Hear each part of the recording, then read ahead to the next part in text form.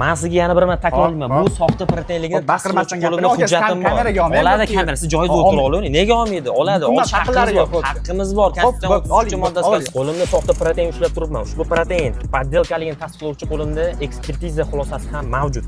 Hozir protein sotadigan do'konga borib, qonuniy gaplashamiz. Qani ketdik.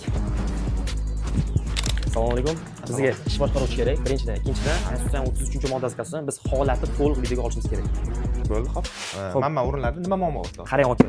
Meni qo'limda soxta protein turibdi. Buni soxtaligini tasdiqlovchi hujjat ham mavjud. Menga bemalol ko'ring. Menga buni originalga almashtirib bering yoki pulimni to'liq qaytarib berishingizni so'rayman. Xo'p, bu mahsulotni aynan bizdan olganligingiz haqida sizda qanaqa dalil isbot bormi? Yo'q, aka, menga chek berilmagan birinchidan. Ikkinchidan, chek berilmaganligi uchun iste'molchilar huquqini himoya qilish to'g'risidagi qonunning 18-moddasiga asosan sizlarga javobgarlik ham bor. Xo'p, biz bunaqa bo'lgan bo'lishi mumkin emas. Hozir buni baza orqali tekshirib, aniqlashtirib.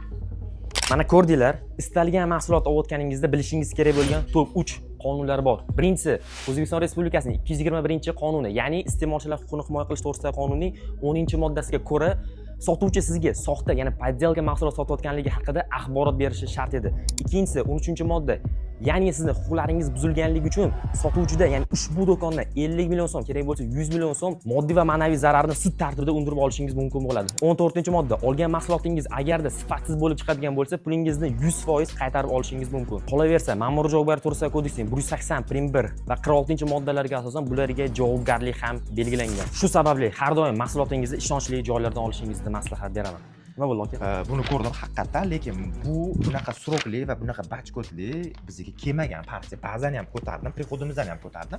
Qanaqadir tushunmovchilik bo'lgan, tegiga yetyapmiz lekin.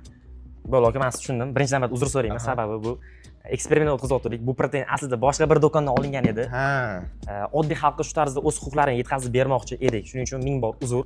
Qanaqadir gaplaringiz bo'lsa, bemalol gapirishingiz mumkin. Xo'p, har bitta mijoz o'zini haqqini talab qilishini biza azaldan qolib kelganmiz. Poddelka mahsulot oldinglarmi, uni uyga ochganingizdan keyin bildinglarmi, qaytib borib o'zingizlarning haqqinglarni so'rab olinglar.